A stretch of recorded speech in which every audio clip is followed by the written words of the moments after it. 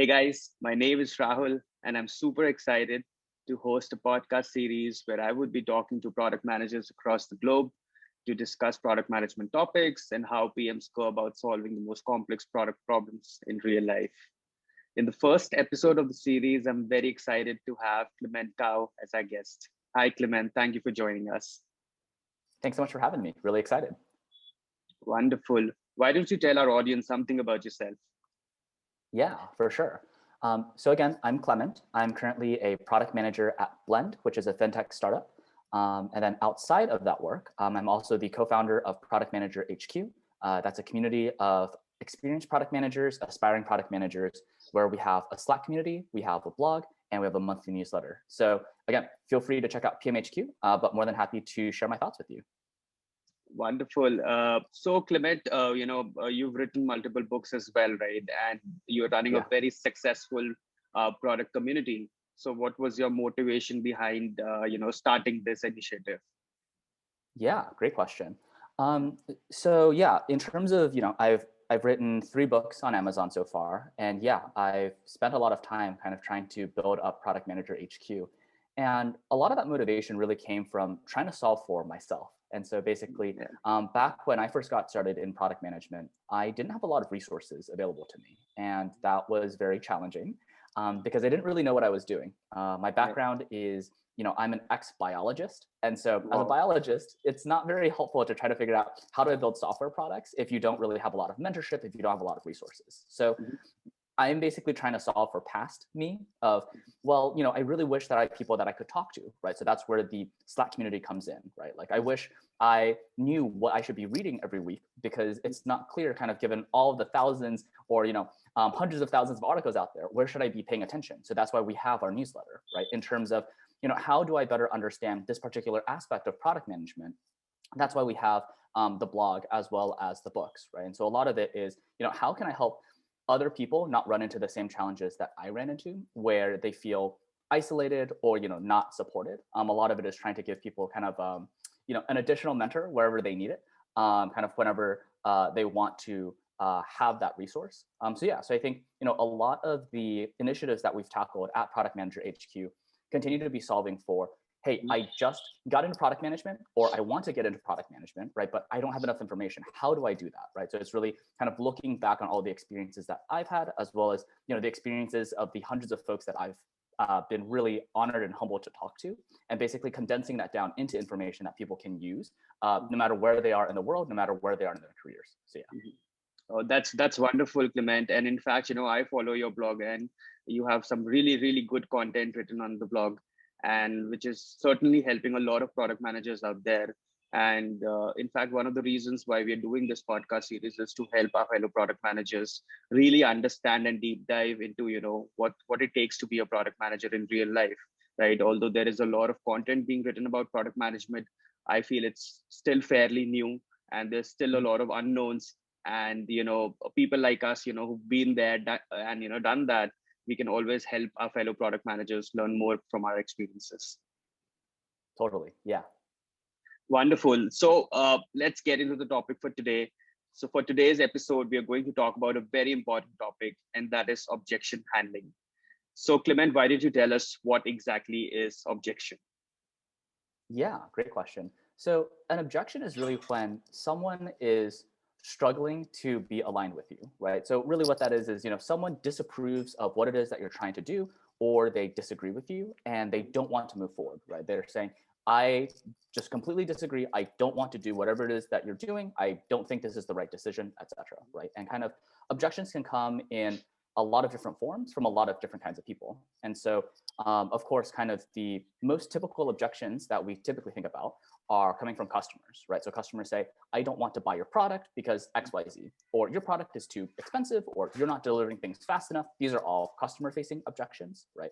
But you can also have objections coming from your stakeholders, right? And so kind of internally, right, your engineering team might say, this strategy makes no sense. I don't think this is the right thing to do. Your designers might say, we are rushing things. We need to slow down and take the time to make sure that we're designing it correctly, right? The business might say, I don't think this roadmap makes sense. We don't want to do this. Or maybe your operations team is saying, this feature is too complicated. We don't know how to roll this out, right? And so kind of objections can come basically from any angle. really what it is it's people expressing that, hey, I'm not aligned and I'm not able to move forward, right? So that's really what an objection is. And then objection handling then is the really critical skill of understanding what that objection is and then helping them resolve it, right? Kind of getting them to get on board with where you're headed so that you all can kind of deliver the impact of the product that you're trying to build. So that's actually quite true. And in fact, I when I jumped into my product management career years back, right, I had no idea that I would face so much problems with managing so many stakeholders. Yeah.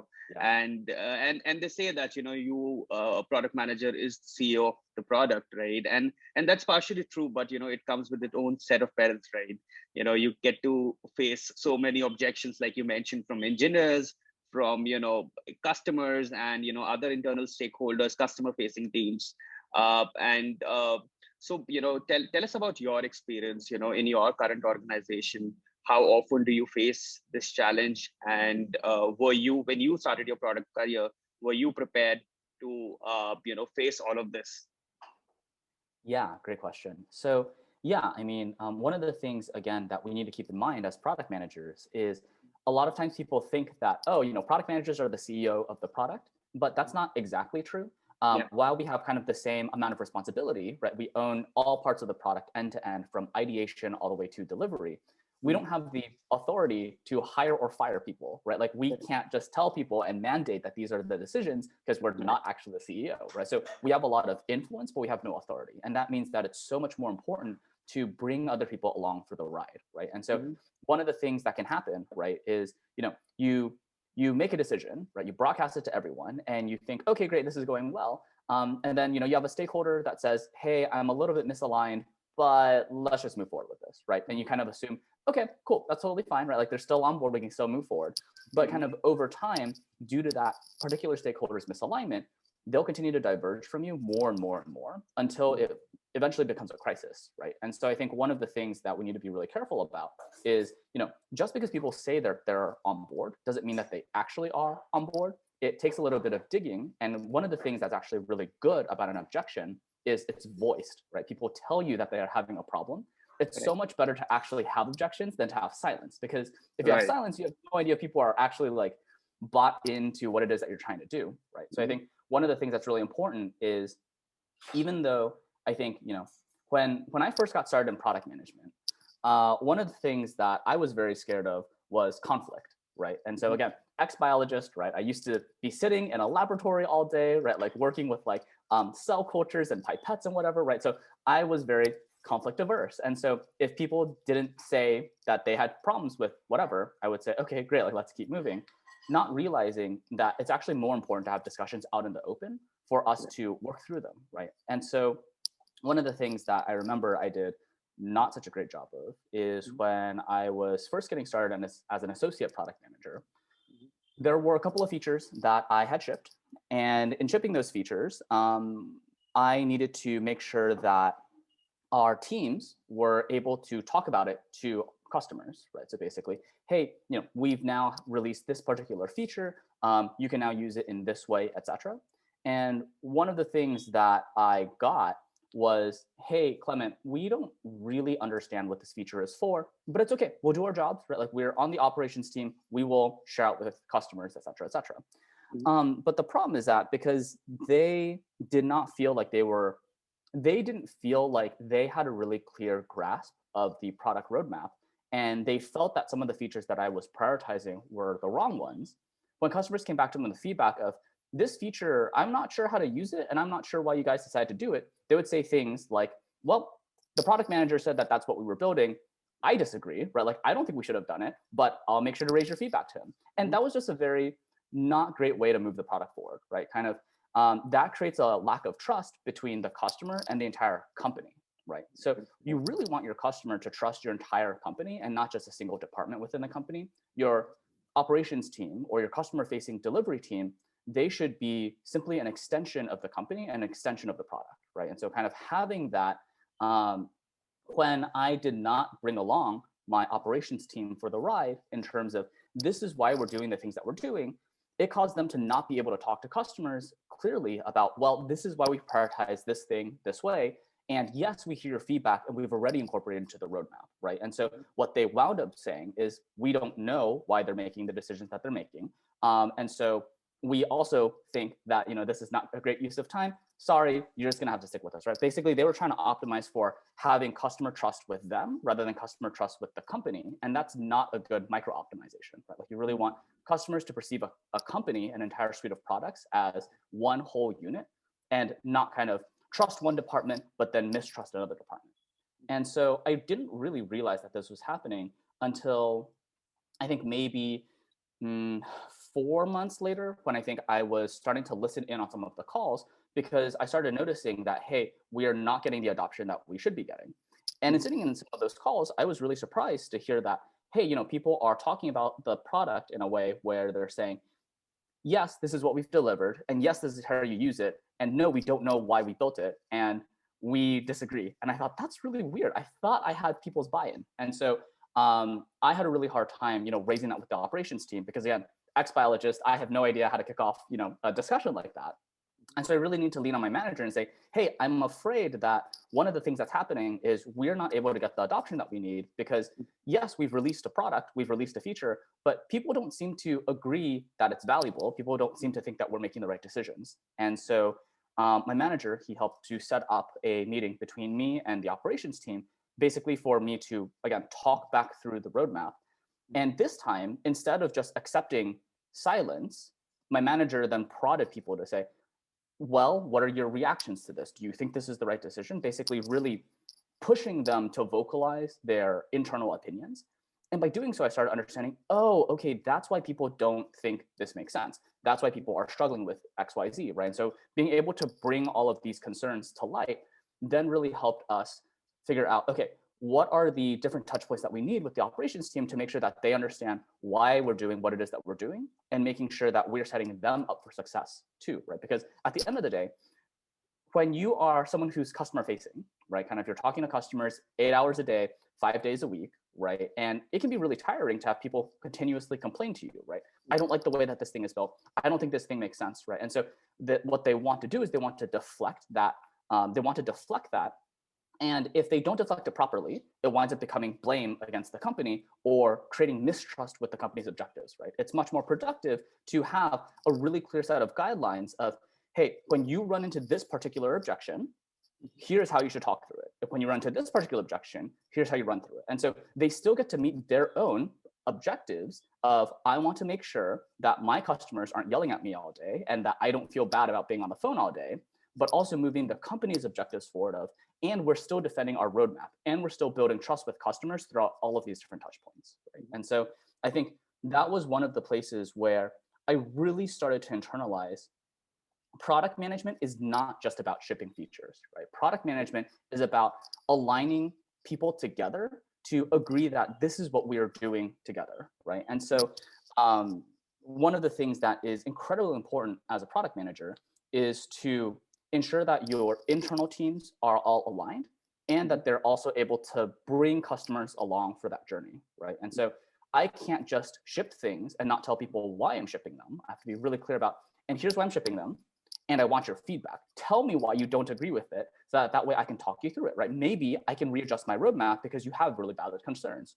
Or maybe the concerns are coming from, a place of good intentions, but you don't have all the context that I have. Let me share that context with you, right? So I think, that was really my trial by fire, let's say, with objection handling, where, we could have continued seeing a lot of mistrust. I got really lucky that, my manager knew how to intervene and set up that conversation and basically raise those concerns to the surface, so that way we actually had tangible concerns to go grapple with, rather than kind of this silence of, sure, okay, we're going to do this thing, but I disagree, right? So kind of that's where I really started focusing in on, okay, I need to do a better job of not avoiding objections. I need to actually go proactively find them and then figure out how to address them, whether it is people don't have my context or whether I don't have other people's context, so that way we're on the same page doing the right thing together.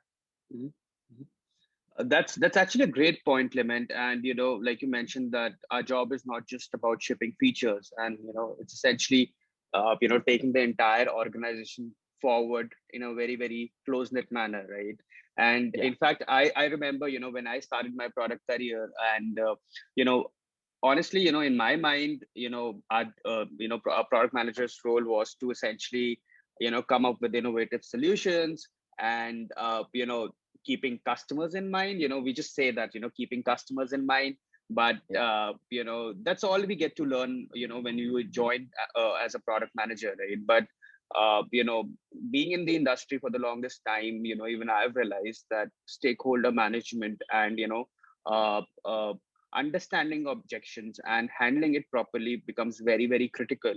And in fact, I still remember, I've had times where I uh, thought of a great feature that I could build, and I felt that my job is to solve a problem, right? And I come up Mhm. with a very data driven solution, and then I prepare this entire business case and I take it to my stakeholders, and then they just tell me that, hey dude, it's good, right, but this is not something that will get us a big deal, right? Probably Yeah. because it's in our nature to build something which can be very experimental in nature, but it's not always easy to sort of get that out, right? I mean, you might Yeah. build a wonderful solution, but it might probably not align directly with the company's vision or objectives, or probably it's very experimental in nature wherein the value is not yet realized. So it's very difficult to explain your managers and your stakeholders that this is something that you should experiment with. And Yeah. coming to this, I just realized that we talk about a lot of skills that are required to become a good product manager, be it being data driven, being Mhm. very experimental, or maybe communication skills. But Mhm. I've realized that nobody really talks about objection handling as a skill, right? I mean, Yeah. I feel that this is a very critical skill. And be it a startup or be it like an enterprise company, there's always stakeholders everywhere, right? And Yeah. it's our job to sort of navigate through everybody, take them all together, and sort of then move forward. But what do you think about this particular thing as a skill? Yeah, for sure. I totally agree with you, right? That there are a lot of different skills out there, right? There's nearly Mhm. infinite skills that product managers are quote unquote supposed to master, right? And that Yeah. can be very overwhelming. Hmm. But I do agree that objection handling is one of the highest leverage skills that we can have, because Hmm. the thing is, if you aren't able to manage objections, you're not able to align your stakeholders, and that means that you're not able to deliver a product that really works across all fronts, right? And Hmm. so um, I think objection handling is a really undervalued skill. I think it's something Yeah. that, not only do people not value enough, but even if they do value it, there's not a lot of helpful frameworks out there of how do you tackle an objection, right? Not Yeah. just you yourself, but how do you as an organization gear up to work through all of these different challenges that might come up, right? And so I think objection handling is somewhat of a different skill from the skill of what we call active listening, right? So active listening is where you're really trying to understand the other person, and kind of as they're telling you information, you want to repeat that back to them in your own words to make sure that you understand where they're coming from. That's really Right. great for building empathy, but Mhm. empathy does not necessarily mean that you have clear action items to Mhm. move each other forward together, right? And so kind of Mhm. objection handling builds on that, where yes, you're engaged in active listening, but kind of the other person is not willing to move forward, right? How do you help them move forward? How you dig deep into what that concern is and help them break down the barriers that they're facing so that they can move forward with you, right? And so I think objection handling, it can't happen without active listening. But I think the challenge with active listening, right, it's typically something that one person is doing to another stakeholder, to another organization, to another customer, whatever. It's not necessarily like an organization-wide skill. Whereas objection handling is, it's something that you want to scale across all of your teammates, so that way, um, if someone is struggling with the development of your product, right? It's not going fast enough. You all have the same unified answer of why that is and what to do in that situation, right? If someone is threatening to terminate a contract, right? You all have the same set of responses of how are we going to work through a potential contract termination, right? And so I think objection handling is more of that democratization of, taking that active listening and that empathy and that problem solving and turning it into an organization-wide skill, right? So it's something that can be incredibly difficult especially if you haven't been thinking through this particular problem space a lot. Like, kind of, if you're always thinking about it as these one-off things of like, oh, like today I have this fire, and then like, in a quarter or two I have 2 or 3 other fires. You haven't really wrapped your head around, hey, all of these are all called objections, and here are the different ways that we're going to attack it together as an entire company. It can mean that you don't move as quickly as an organization, and that you continue to face a lot of these miniature crises when you could be making that a lot smoother. So yeah, I think it's something that's seriously undervalued, and so I'm really glad that we're taking the time here today on the podcast to really break down objection handling. Wonderful, wonderful. And in fact, you just mentioned, a case where, let's say, a customer is threatening to leave your product, right? And that is something that almost all of us face all the time, right? Yeah. And so, would love to know your thought about a situation where, you had faced something similar. I'm sure you have.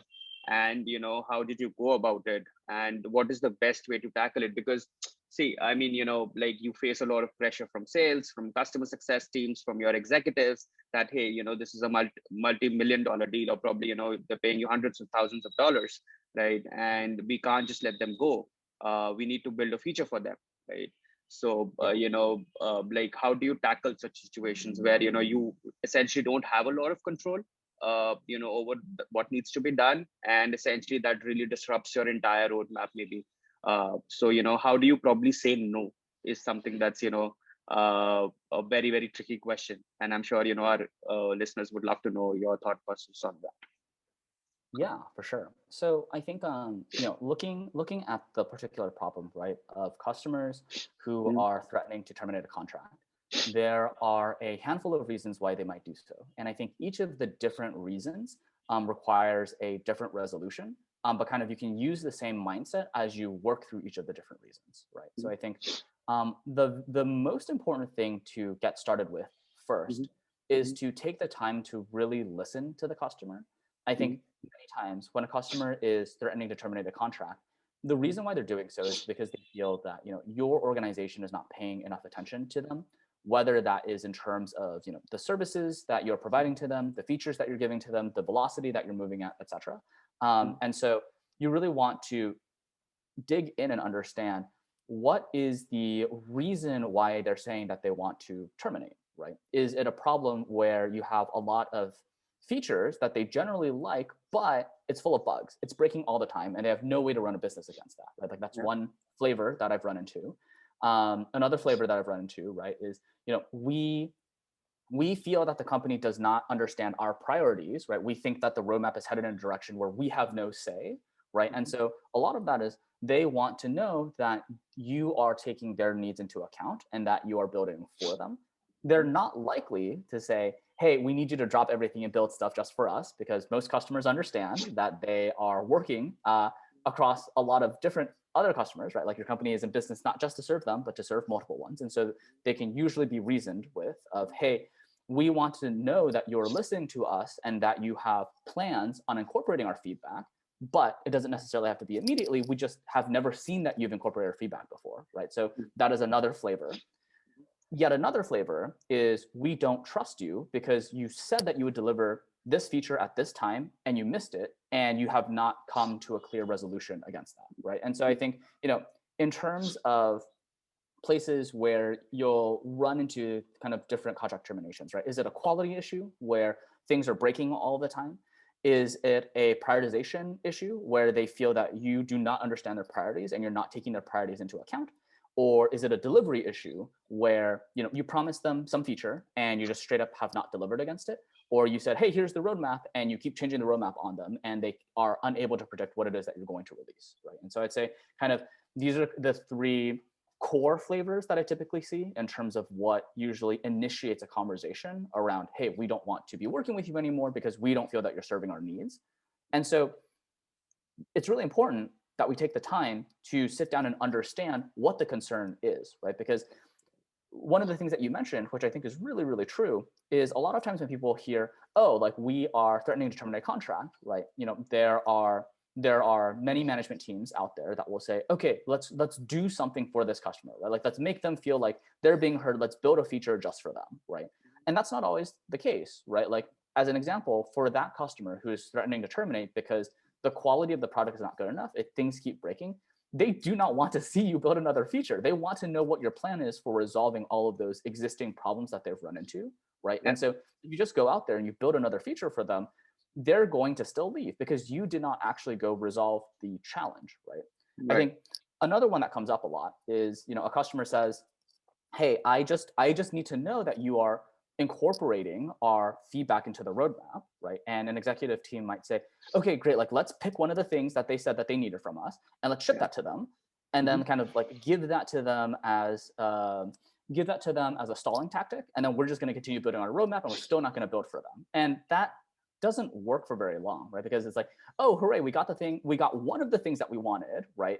And we got it within 3 months, but there are these 12 other items that you still haven't delivered on, and it still sounds like you're not listening to us. We still don't feel like we have a say into the roadmap. Do we need to terminate? Do we need to threaten to terminate again, right? And kind of, if you're always in that mindset of, hey, let's give particular customers particular features, right? They will all start to learn that that is the way that they should be engaging with your team, rather than having a more structured way of sending their priorities to you so that you can incorporate them into a broader roadmap, right? And kind of, then that means that your product is going to be basically a bunch of different random features that you're building, basically to save customers from terminating, without actually getting down to the root problem of, specifically, they do not feel like you're listening to them, right? They don't feel like there is this open feedback loop where they are sending you feedback, you are acknowledging it, and you're presenting back to them how their feedback has changed the way in which you think about building things, right? And so, it's really, really important that, again, we take the time to listen to the customer and that we show them that we're listening, right? So I think one of the things that can be very valuable is when your customer is threatening to terminate, and you really want to sit down with them to understand, okay, what's going on. It's really helpful to make sure that, of course, the product manager shows up, but it also helps to have someone from design and someone from engineering appear as well, because that really demonstrates to the customer that I am bringing my full set of stakeholders here, right? Of course, you're going to already have your customer-facing team because they're the ones who are raising to you that the customer is going to terminate. So you already have representation from there.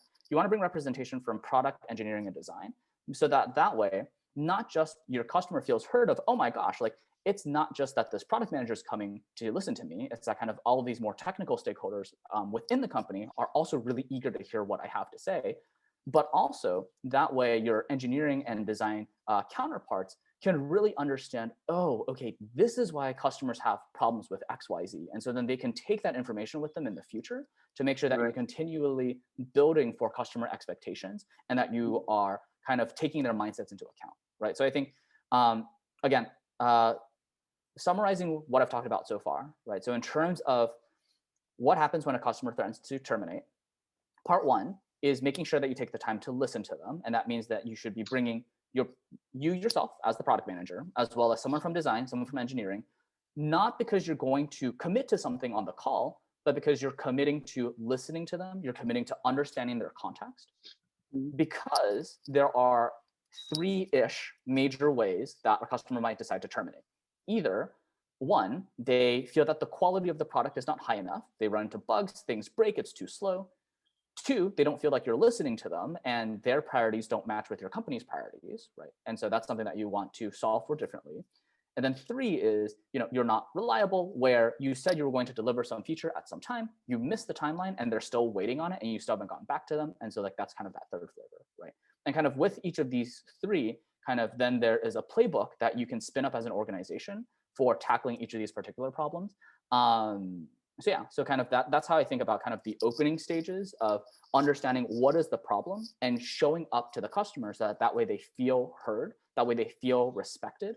And then from there, you can move forward with a lot more shared organizational context so that way you can come up with a plan of, okay, how are we going to tackle this particular problem? Right. That's quite interesting. And in fact, there are 2 key points that I took away from what you said. One is more around having that skill of being very, very patient and, not jumping to conclusions is very, very important, right? Because as a product manager, you might feel frustrated that, you are the one who knows the roadmap, and you're suddenly being asked to do something which is not a part of your roadmap. So, and the second thing is, rationalizing the situation, right? So that's also very, very critical, because you might jump to conclusion and say that, hey, this does not align with the roadmap, or this is not the right thing to do. But you really need to be very, very uh, open to taking that feedback, and listening to the customers, listening why they want to leave, and then sort of rationalizing the entire situation, and then taking a better call, right? So this is, I feel that these are the very, very important skills, as a part of managing objections that you get, right? Totally. uh, and so another question that comes to my mind is that, essentially what we have learned so far is that product managers sit right at the center of the business, where Yeah. we have to actually deal with everybody in the business, right? And there's no escaping from that, right? And now, since we are closest to the product, right, we on a day-to-day basis, we do a lot of research, we talk to customers, and we try to look for problems that we can solve, right? And we go through a very structured process of solving a particular problem, right? Mhm. Now, I have had a situation wherein I've done that entire exercise of problem solving, and I've gone about doing problem exploration, and then finding out solutions, and all of that. Probably there have been situations where it did not sort of align with my stakeholders, internal stakeholders, right?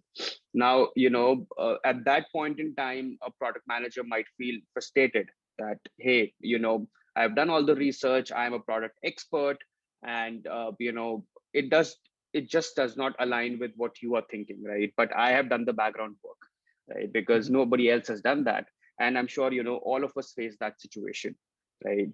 So, do you have any sort of tips wherein how we can go about handling it? From what I have learned, that what I try to do is I try to come up with, let's say, a one-page business case document, right? Mhm. That is not like a huge 70, 80 page document of my entire Yeah. research. It's a very, very condensed form of one-page document that exactly talks about why I'm building something, what is the rationale behind it, what is the data that I have, and how are customers currently solving that problem, and how can the business value from such feature, right? So that has Yeah. personally helped me a lot in sort of handling those objections. But what are your sort of thoughts about it, and what do you think is the best way to sort of get through this situation?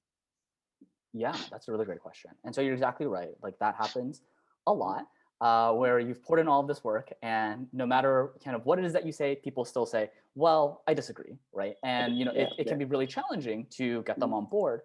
I mhm. think the thing to consider is basically to flip the situation on its head and to work backwards, right? And so I think if you are waiting all the way until you have this finalized decision, where then you present out to a bunch of people and hope to get all of their sign off, you're likely to not get that alignment, right? And so I think Right. because the problem is your stakeholders have not had that transparency in terms of Mhm. understanding how are you working through this particular problem. They haven't been along with you for the journey. And so I think many times, and I fall into this trap myself a lot, is Mhm. I'll say, hey, I'm going to assemble all of these stakeholders into this one room on this particular day where I've got all the research, and I'm going to talk them through all of the research. I'm going to make this proposal, and they're all going to say yes, and then it doesn't happen. And I think the reason is because each stakeholder has a different set of priorities and a different set of mindsets, and you Yeah. need to understand where they're coming from, so that that way you are solving for them, while also solving for the business, right? And Right. so what I mean by that is different stakeholders think differently, right? Like at the end of the day, all stakeholders are human beings, and human Right. beings have different personalities. We are Yeah. receptive to different things, right? And so, as an example, back when I was an associate product manager at Movoto, um, there I had a couple of different stakeholders who thought very, very differently, right? So one of my stakeholders, right, as the chief finance officer, was very numbers driven, right? And so if I did not have a clear business case, then he would not move forward with it, even if it Yeah. was aligned with the company vision, right? So even if we said, hey, we are investing in this thing that is going to be, you know, partially a net loss, but makes customers happier, et cetera, et cetera. This is the thing that we're going to go do because it meets our vision, meets our mission. He would say, no, the numbers don't make sense. You're not moving forward, right? But I also had people, you know, in terms of some of my stakeholders from like the design perspective, right? If I did not show them that I was moving forward along their design paradigm, they would say, this breaks what it is that we're trying to build. And so we don't want to move forward, right? And so it's, okay, well, now I have to think about where are they headed in terms of their design roadmap so that that way I don't break what it is that they're trying to create, so that that way when I present, you know, this particular feature, it doesn't have bad information architecture. It doesn't, you know, cause customers confusion or thrash or concern. And it kind of continues to build along what our brand design as we're building something out, right? And then, you know, from an operations perspective, right, kind of I had multiple operation stakeholders who interestingly all thought differently. And so some of them were really metrics oriented. And so if I couldn't show them that I was going to improve the metrics, then they would say, no, we're not doing this. But on the flip side, I also had a lot of folks in operations who were really qualitative, right? And so if they kept hearing on calls, right, like, hey, this is the thing that I want, this is the thing that I want, et cetera, and then you presented some other thing that never came up in their calls, they would say, no, like you have not solved for the thing that I hear every single day, right? And so you have to balance a mix of qualitative needs and, you know, quantitative needs. And the challenge is that having a single meeting is very unlikely to give you that breadth. And so one of the things that I've personally found to be very valuable is setting up regular touch points across each of the different stakeholders to make sure that I am addressing their needs from their perspective, right? So making sure that I'm sitting down with the design team so that that way, whatever it is that we're saying we're proposing, we have a home for it, right? Like it fits into the broader design roadmap. When I'm working with operations, that, you know, I am understanding what are the metrics that you're currently measuring, so I can show you that I'm going to be improving those, or showing them that I'm going to move these different metrics, which will eventually improve the ones that they're focused on. But on the flip side, making sure that I am showing them recordings of this is what I've heard in customer research. This is what I've heard in terms of user interviews. So that way they can hear that human voice. And it's not just, oh, Clement's proposing a thing. It's, oh, these are people who are really in pain. And like that makes me feel good about saying yes to this, right? And so you have to manage all of these different personalities and decision-making mindsets. And it's very, very hard to do that all within a single meeting with all these different people who are all showing up. And so there's a lot of prep work that goes into trying to propose a feature, right? I think what you want to think about this as is, how do I phrase this?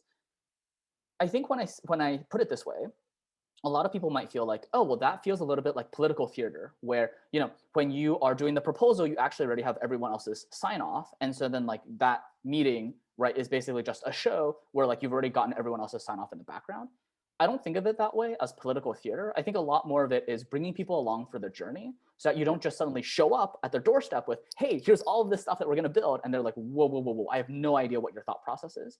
And much more about giving them that transparency of, hey, we're going to meet every 2 weeks, every 3 weeks, where you will continue to tell me what your priorities are, and I will continue to tell you where I have gotten so far in my research, right? Hey, I've heard that like these kinds of customers have these kinds of pains, and it sounds like if I go after this, your side of the business will improve. Does that make sense? Is that something that I should be prioritizing? Like, was there something else that I should be listening to from your perspective, right? And kind of making sure that you continue to bring all of these folks along for the journey. So it's not just you suddenly show up with a proposal and then they're like, this is all new. Like, I can't react to all of this stuff at once. I don't know how to move forward, right? So kind of that is something that you really want to do in terms of preparing people to take in that particular proposal.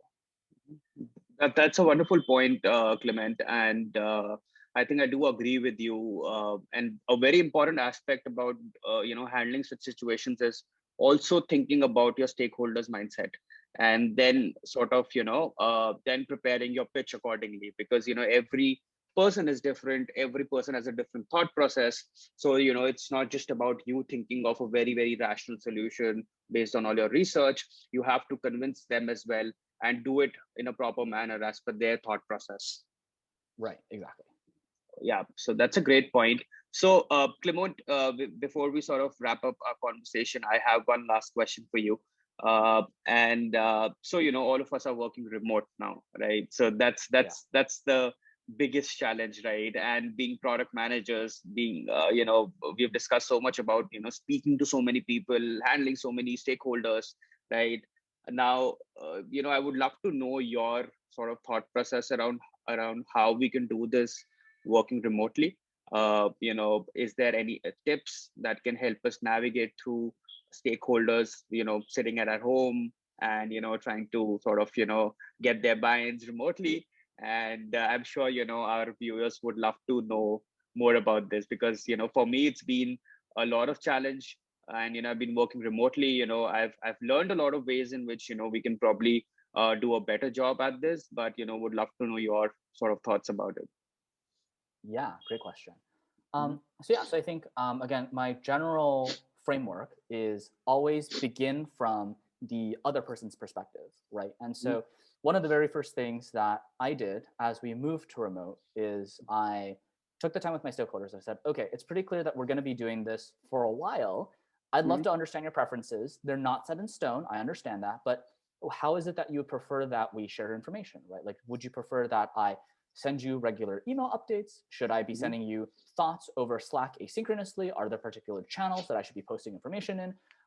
When you see roadmaps, right, like do you want to comment directly on the roadmap? Do you want to send me a message? What are the different ways in which I can make sure that you feel supported from a product perspective as we work together remotely, right? And I think Right. by taking the time to invest in that relationship and kind of set expectations with each other of what is the best way to work together remotely now, that makes it a lot easier for everyone to know, okay, so this is how we're going to be operating. And of Mhm. course, kind of over time, we learn that there are particular things that no longer work. And so I think one of the things that we originally all thought was, hey, Zoom is great. Like we will all get on video calls together and we're going to pretend like we're all meeting in person, just like we were in the office. And then one of the things that we all learned about is like, hey, there's Zoom fatigue, right? Like everyone is sick of sitting in front of the camera. They don't want to be on Zoom anymore. And Right. so one of the things that we've evolved that into is basically, hey, basically, 24 hours before the meeting, we're going to Slack each other and say, do we want this to be a Zoom meeting, an audio meeting, or do we just want to do this over Slack, right? Basically, what are the agenda points that you want to bring? What are the agenda points that I want to bring? And then now that we both know what we want to talk about, what is the best way of doing this? Should we do this Mhm. video, audio, or over Slack? And Yeah. that just makes it a lot easier, because then that way kind of we're not burning down our energy all the time Yeah. in terms of, Yeah. Yeah. doing meetings in a way or sharing context in a way that the other person doesn't feel is productive. Mhm. And that's actually been very helpful, because there are times when my stakeholders and I are totally in alignment, and so we don't have to spend that time in a Zoom meeting together. I Yeah. share with them, here are the things that happened since the last time we met. They share with me, here are the things that happened since the last time we met, right? Like, here's an open question, come back to it whenever you've got time, and like we feel good, right? And other times it's, hey, actually I have a lot on my plate that I need to talk to you through, and I really need to see what your reactions are to it. Like, an audio call is not enough. I really need to see kind of your personal engagement with it. Totally okay. Mhm. Then like, let's jump on Zoom together and let's talk through that situation together, right? And so I think a lot of it is, you know, empathizing from your stakeholders' perspective of what is the way in which you feel best supported by product, right? Like, what are the checkpoints that you think are going to be most helpful as we work remotely, right? And like, let me take that into account and propose to you how we can do that, right? And I think you Right. know stakeholders themselves are also very, very busy. And so, I think one of the things that people potentially are afraid of is, wow, but I have all these different stakeholders. And if I have to schedule one-on-ones with all of them, I'll never get anything done. And it's like, Yeah. yes, while that's true, your stakeholders also have a bunch of one-on-ones that they need to do. And so they would Yeah. prefer not to meet with you if they could get away with it, right? And so Yeah. I think, a lot of it is simply being there, like offering to be there, and then letting them set the pace of where they need information from you, so that way you're feeding them the information that they care about the most. That Yeah. then really helps them to move forward, right? So I think in terms of working remotely, a lot of it is being a lot more intentional upfront, and being a lot more empathetic to the other person, because we are no longer kind of sitting next to each other in person. We're no longer Yep. able to like bump into each other in the kitchen, right? Or like take a walk together. And so a lot of that has to be, hey, we're going to be doing this new way of working for a pretty long time. It's now probably a good time for us to reset our expectations. What is the best way that we should work together, right? I really Yep. want to understand your preferences. Your preferences are not set in stone. Feel free to update me whenever, but let me take this into account, so that way I can work in a way that best supports your needs as you're moving forward your side of the business, right? And I found that that has been very, very valuable Mhm. in getting that kind of aligned set of expectations across my stakeholders. And so, yeah, I mean, with different stakeholders, I do different things, right? And so some of them I continue to have, Zoom calls. once every 2 weeks. Some of them, I basically almost don't talk to them like in person anymore, right? Kind of all of it is just done through Slack, and that's okay. Like they prefer it that way. And so that's totally okay. It's more about how do we fit our stakeholders' needs and kind of work with them to make sure that they're successful, rather than trying to standardize things our own way and then having stakeholders feel like we're not listening, right? So I think that's really important, to take that empathy and to reset those expectations with them. Right. So, a couple of things that have worked really well for me personally is one, getting better at documentation. I think, that has certainly worked really well. For instance, we use Confluence a lot, right? And within Confluence, we have this decision template, right?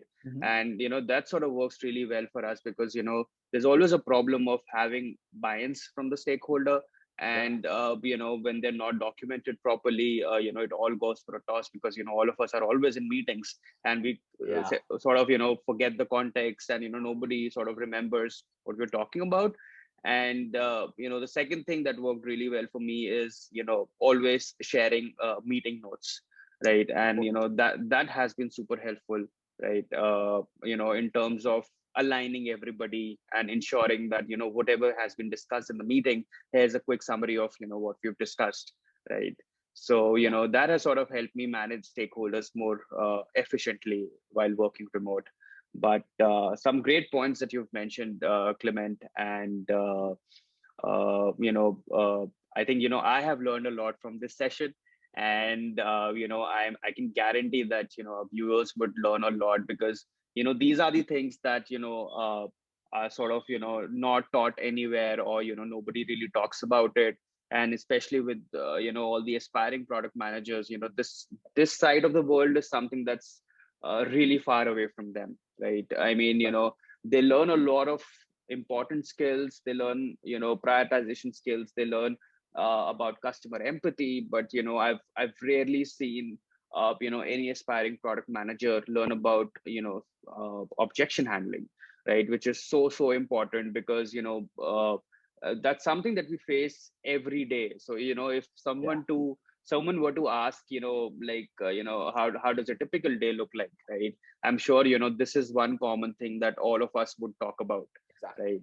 And this is, as you said, this is a very, very underrated skill, and people really need to learn more about it.